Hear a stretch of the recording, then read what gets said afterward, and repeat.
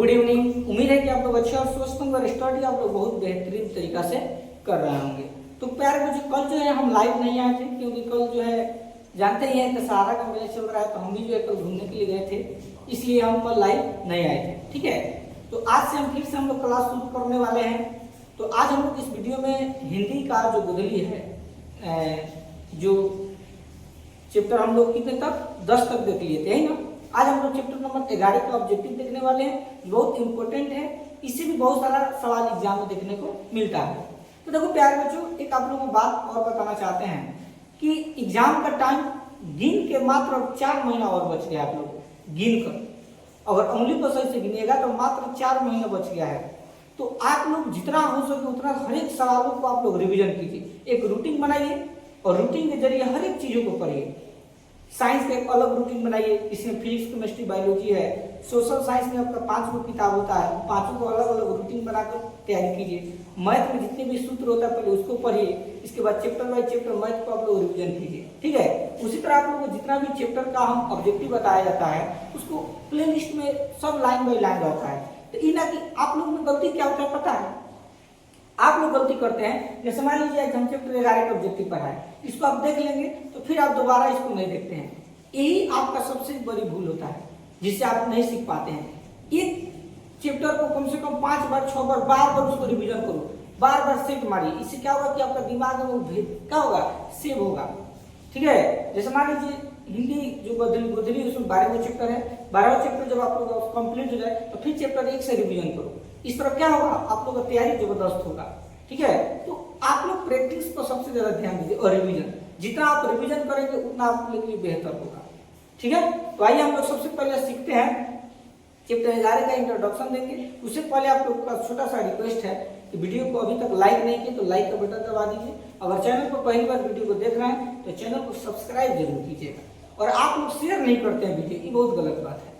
कम से कम अपने अपने दोस्तों को वीडियो को शेयर कीजिए और लास्ट में कमेंट करके सभी को बताऊंगा कि हम जो पढ़ाते हैं क्या आप लोगों को समझ में आता है कि नहीं आता है। आप लोग कमेंट नहीं करते हैं, ये भी बहुत बड़ी गलती करते हैं आप लोग। थोड़ा सा तो कमेंट करने में कितना समय लगेगा, 30 सेकंड लगेगा, थोड़ा आप लोग कमेंट करके जरूर बताओ। ठीक है, तो आइए हम लोग सीखते हैं।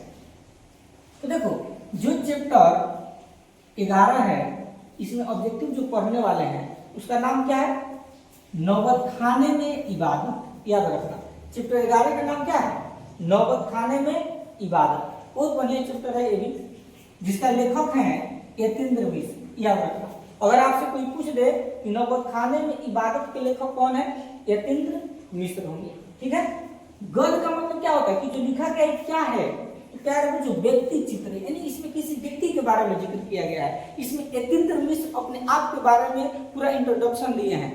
वो बचपन से लेकर बुढ़ापे तक क्या किए क्या नहीं किए, सभी चीजों को अपने इस किताब के माध्यम से बच्चों को क्या किए बताया। ठीक है, जिसको हम लोग व्यक्ति चित्र बोलते हैं। जन्म इनका कब हुआ था, तो 12 अप्रैल 1977 ईस्वी में क्या हुआ था प्यारे बच्चों, इनका जन्म हुआ था। ठीक है, अगर आपसे कोई पूछ दे कि यतीन्द्र मिश्र का जन्म कब हुआ था, तो 12 अप्रैल 1977 ईस्वी को हुआ था। जन्म स्थान मतलब इनका जन्म कहाँ हुआ था, तो अयोध्या में हुआ था। और आपको पता है अयोध्या कहाँ पड़ता है, उत्तर प्रदेश में पड़ता है। ठीक है, यानी यतीन्द्र मिश्र का जो जन्म हुआ था वो आपका अयोध्या में हुआ था। अयोध्या कहाँ पड़ता है, उत्तर प्रदेश में। इनका माता जी का नाम जो प्यारे बच्चों कहीं नहीं दिया है, बहुत हम खोजने का प्रयास किए, इनके माता का नाम दे नहीं रहा है। यानी पिताजी का नाम दिया हुआ है श्री BMP मिश्र है। ठीक है, याद रखना, यतीन्द्र जो मिश्र जी हैं इनके पिताजी के नाम है श्री BMP मिश्र। ठीक है, दूसरी बात, इनका निधन भी नहीं दिया हुआ है क्योंकि इनका निधन अभी तक हुआ ही नहीं है। ठीक है, निधन कहाँ से होगा आप लोग बताइए। 1977 में किसी व्यक्ति का जन्म हुआ होगा तो अभी खूब से खूब 5 साल होंगे, खूब से खूब अभी होंगे तो 45 से 50 साल का होंगे। तो 45 से 50 साल में तो किसी व्यक्ति का मृत्यु होता ही नहीं है, कम से कम 70-80 साल के बाद ही होता है। तो 1977 में जब इनका जन्म हुआ है और अभी के समय में कितना चल रहा है, 2025 चल रहा है। ठीक है, तो मान लीजिए 25 साल की और का मान लीजिए कितना आपका 23 साल, तो 23 में 25 जोड़ देंगे कितना होगा, लगभग 48। इनका उम्र अभी 48 साल ही हुआ है, तो मृत्यु पूरा होगा, तो इसलिए इनका निधन नहीं दिया हुआ है। बोलो, कोई इंट्रोडक्शन में किसी को दिक्कत नहीं ना है? तो ज्यादा इसमें इंट्रोडक्शन नहीं था, जितना था उतना आप लोगों को हम बता दिए। इसमें आप लोग टोटल प्यार बच्चों 28 ऑब्जेक्टिव है। ठीक है, कितना ऑब्जेक्टिव? 28 ऑब्जेक्टिव है। तो 28 ऑब्जेक्टिव में आप लोग कितने सवालों को जवाब देंगे अपने आप को जांचिएगा। ठीक है, और क्वेश्चन जब हम पढ़ते हैं ना उसी टाइम आप लोग आंसर दीजिए। थोड़ा कमेंट आप लोग फास्ट कीजिएगा और बताइएगा। ठीक है, चलिए शुरू करते हैं क्वेश्चन नंबर 1 से। क्वेश्चन नंबर 1 है, नौबत खाने में इबादत किस विधा में रचित है? ठीक है, यानी नौबत खाने में इबादत जो विधा है किस में लिखा गया है, क्या है?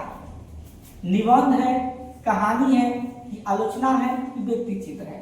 अभी आप लोग को इंट्रोडक्शन अगर आप लोग ध्यान पूर्वक मेरे हर एक बातों को सुनेंगे तो इसका जवाब आप लोग दे सकते हैं। सभी कोई कमेंट करके बताओ तो बाबू, नौबत खाने में इबादत किस विधा में रचित है? निबंध है, कहानी है, आलोचना है, कि व्यक्ति चित्र है? सभी कोई बाबू एक बार कमेंट करके बताओ। चलो बहुत बढ़िया, आप लोग कमेंट करें, बिल्कुल आप लोग का सही जवाब है। ऑप्शन नंबर डी आपका राइट आंसर होगा। ठीक है, इसी तरह आप लोग हर एक प्रश्नों को जवाब दीजिए अपने आप से। चलिए क्वेश्चन नंबर 2 को देखते हैं। बिस्मिल्लाह खां प्रसिद्ध देश थे। बिस्मिल्लाह खान जो थे, इसको खान भी हम पढ़ सकते हैं। ठीक है, खान क्वेश्चन भी नहीं, उसको न भी पढ़ा जाता है। तो बिस्मिल्लाह खान प्रसिद्ध थे, माने बिस्मिल्लाह खान किसके लिए प्रसिद्ध थे? सितार वादक के लिए, सरोद वादक के लिए, गिटार वादक के लिए, कि शहनाई वादक के लिए? ये आप लोग नहीं जानते होंगे, जानते हैं? अगर जानते होंगे तो कमेंट कीजिए। तो याद रखना, जो बिस्मिल्लाह खान थे ना, इस शहनाई को बादशाह बजाते थे। ठीक है, तो शहनाई वादक थे। ऑप्शन नंबर डी आपका राइट आंसर होगा।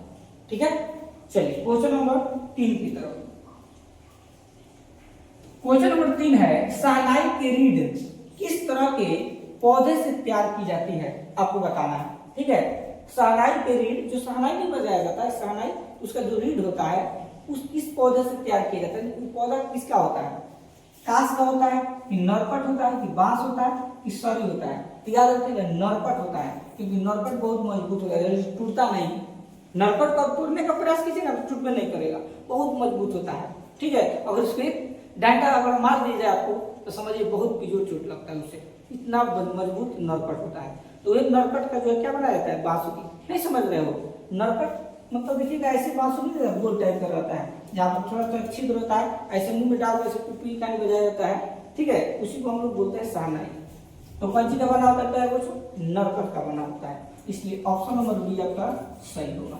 ठीक है, चलो क्वेश्चन नंबर 4 को देखते हैं। क्वेश्चन नंबर 4, यतीन्द्र मिश्र का जन्म किस राज्य में हुआ था? अभी आप लोगों को भी पता है, बताओ यतीन्द्र जो मिश्र थे उनका जन्म किस राज्य में हुआ था? मध्य प्रदेश, कि उत्तर प्रदेश, कि पंजाब, कि बिहार? क्या होगा बताइए। तो याद रखिएगा यतीन्द्र मिश्र का जन्म कहाँ हुआ था प्यारे बच्चों? उत्तर प्रदेश में हुआ था। ऑप्शन नंबर बी आपका राइट आंसर होगा। ठीक है, चलो क्वेश्चन नंबर 5 की तरफ। क्वेश्चन नंबर 5 है, बालाजी मंदिर काशी में किस घाट पर अवस्थित है? आपको बताना है। जो बालाजी मंदिर है काशी में किस घाट पर अवस्थित है? अस्सी घाट, पंचगंगा घाट, हरिश्चंद्र घाट, या दशाश्वमेध घाट? तो याद रखिएगा पंचगंगा घाट पर स्थित है। ऑप्शन नंबर बी आपका राइट आंसर होगा। ठीक है, चलो नेक्स्ट 6 नंबर। क्वेश्चन नंबर 6 है, यतीन्द्र मिश्र ने किस विश्वविद्यालय से एमए की? एमए का मतलब क्या होता है? Master of arts. एम का मतलब होता है मास्टर, याद रखना, हर एक चीजों को आप लोग समझिए। और ए का मतलब होता है आर्ट्स। ठीक है, मास्टर ऑफ आर्ट्स यानी मास्टर की पढ़ाई किए थे आर्ट्स से।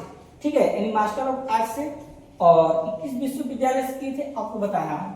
लखनऊ विश्वविद्यालय से, कि दिल्ली विश्वविद्यालय से, कि पटना विश्वविद्यालय से, तो सागर विश्वविद्यालय से? तो आपको पता है कि इनका जन्म उत्तर प्रदेश में हुआ था।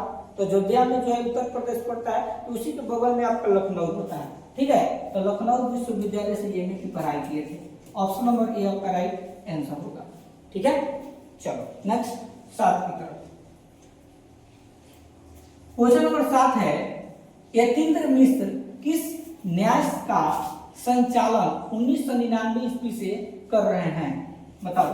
कमला देवी फाउंडेशन का, कि विमला देवी फाउंडेशन का, कि झुनकी न्यास, कि महावीर न्यास समिति?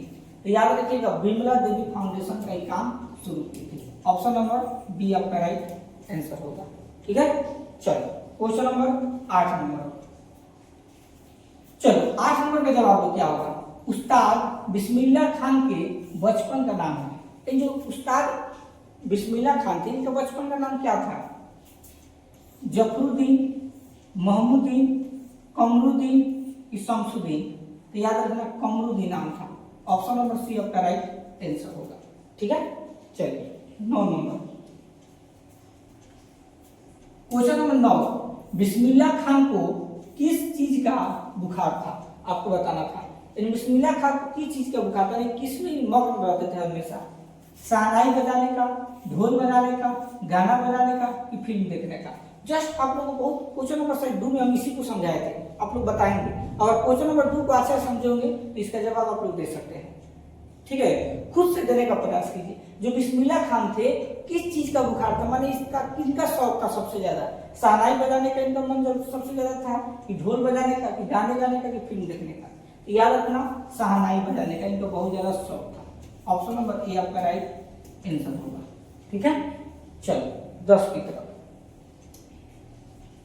10 नंबर का जवाब क्या होगा? क्वेश्चन नंबर 10 है, बिस्मिल्लाह खान बाल्यकाल में, बाल्यकाल का मतलब जब 12-13 साल के थे उस टाइम में कितने वर्ष डुमराव में बिताकर काशी में रहने के लिए गए? कितने साल बिताकर काशी में रहने के लिए गए थे?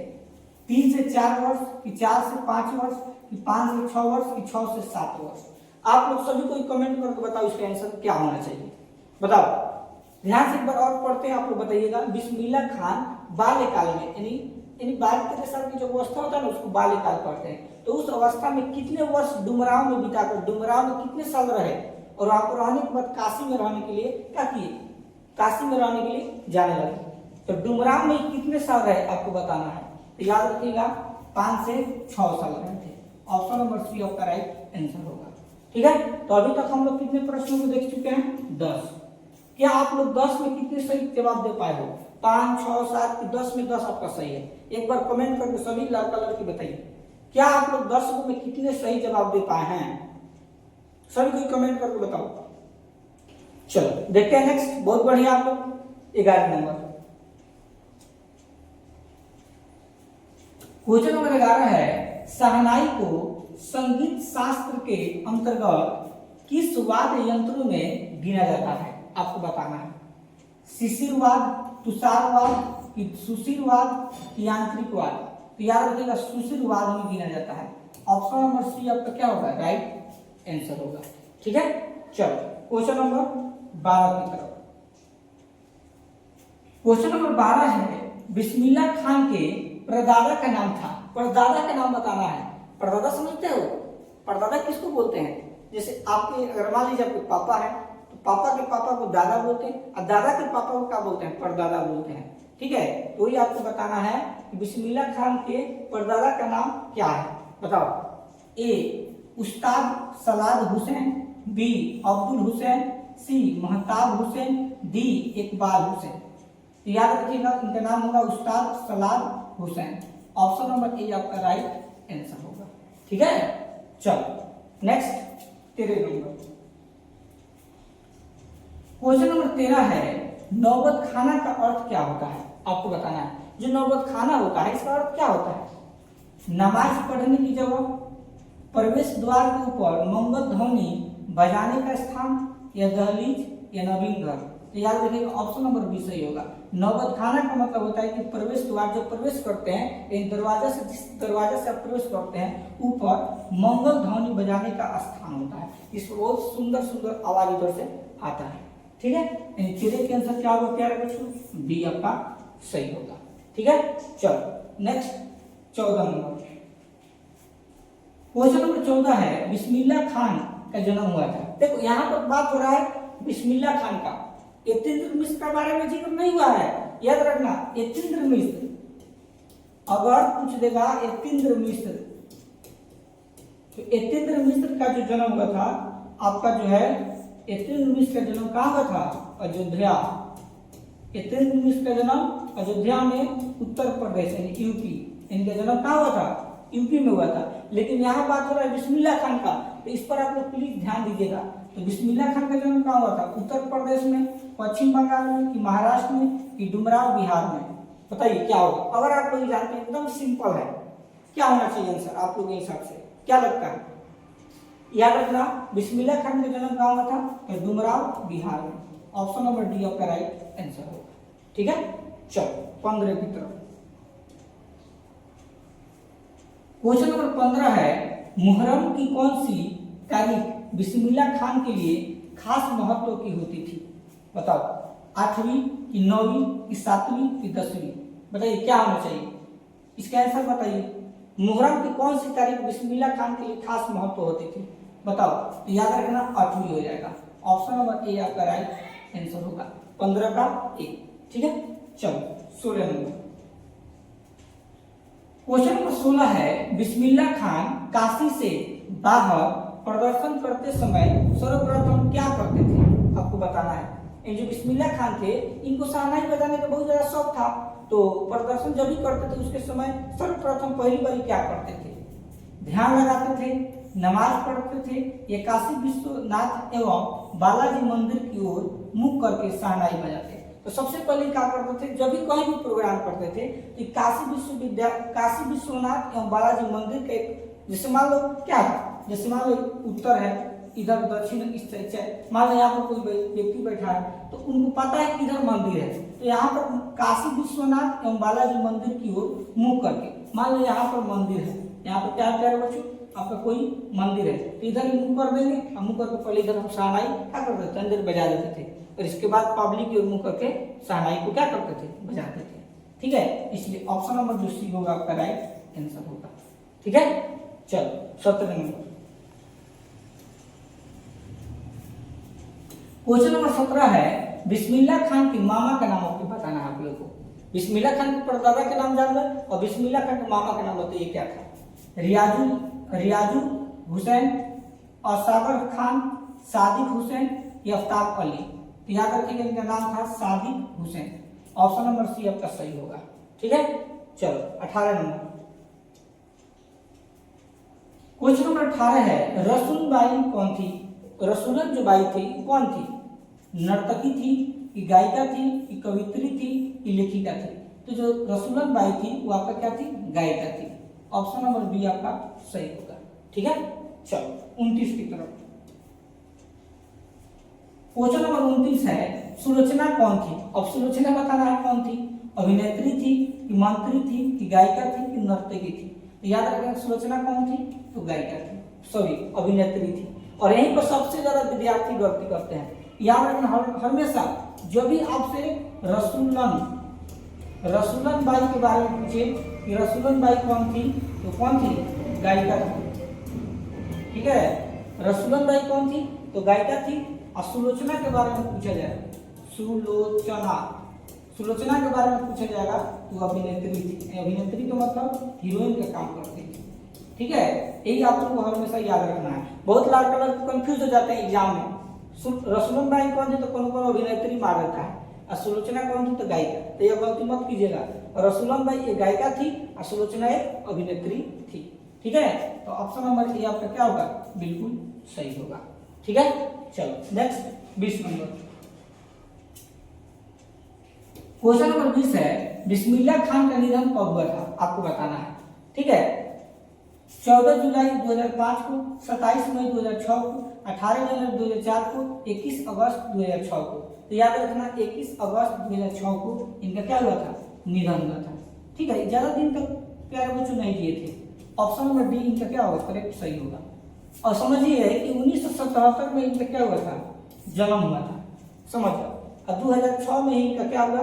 निधन हो गया। लेकिन निधन जो है ना, किताबों गूगल पर अगर सर्च किया जा रहा है तो उसमें नहीं दिखा रहा है। ठीक है, किताबों में देखने के बाद लग रहा है मैंने दिया हुआ था 21 अगस्त 2006 को, लेकिन गूगल पे इसको सर्च मार कर देख रहा है।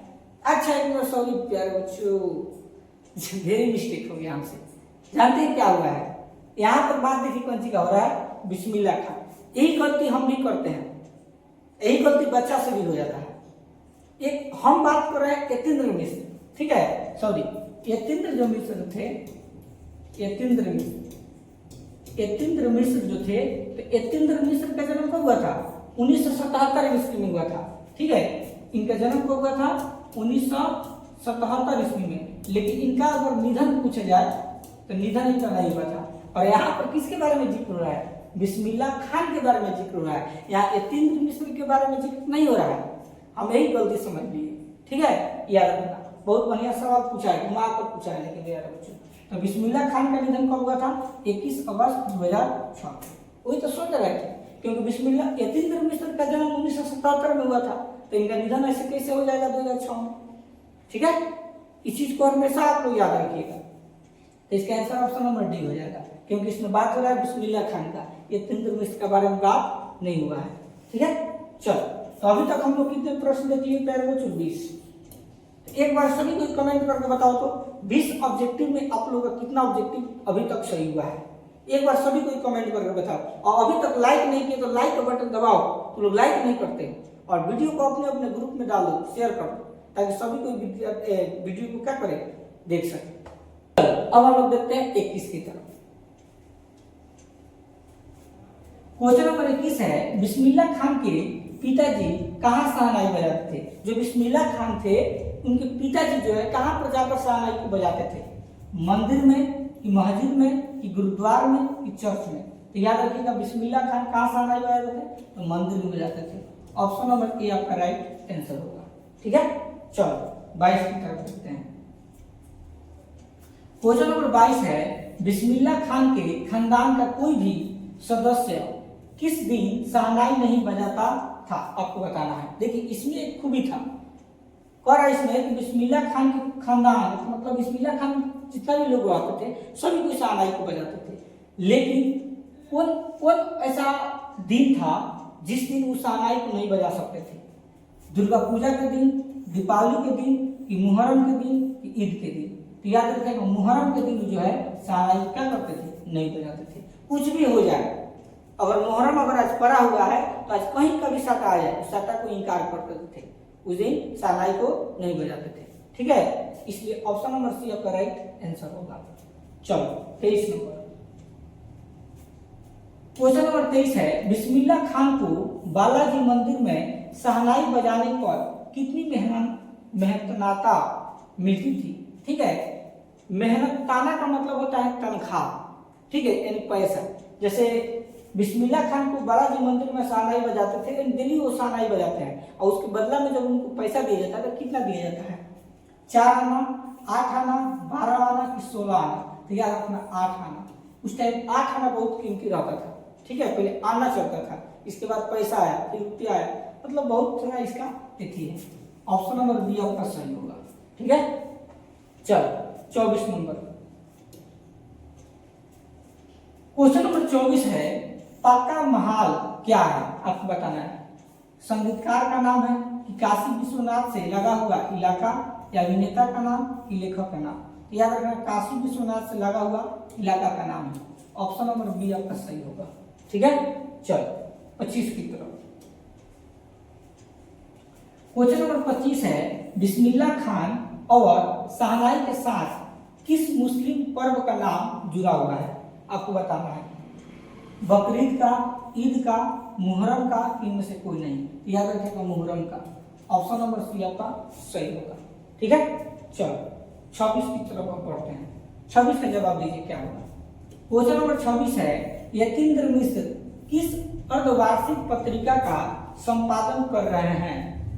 ए सही, बी प्रवाह, सी प्राच्य भारत पर्व, और डी रचना? इसका आंसर हो जाएगा ऑप्शन नंबर ए सही। ठीक है, चलो 27 की तरफ देखते हैं। क्वेश्चन नंबर 27 है, फूंक कर बजाए जाने वाले वाद्यों में शाह की उपाधि किसे दिया गया है? आपको बताना है। बांसुरी को, नागस्वरम को, कि शंख को, कि शहनाई को? बताइए। तो याद रखना शहनाई को दिया गया था। ऑप्शन नंबर डी आपका सही होगा। ठीक है, चलो लास्ट और फास्ट नंबर देखते हैं 28 नंबर।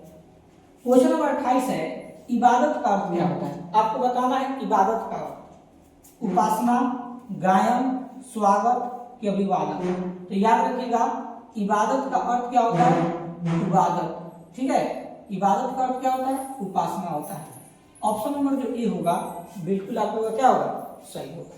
ठीक है, तो इसमें टोटल इस चैप्टर में कितना ऑब्जेक्टिव था? 28। ठीक है, आप लोग सभी लाल कलर की कमेंट करके जरूर बताइए कि 28 ऑब्जेक्टिव में आप लोग कितने सवालों के जवाब दे पाए। ठीक है, मिलते हैं नेक्स्ट टॉपिक के साथ, तब तक के लिए धन्यवाद।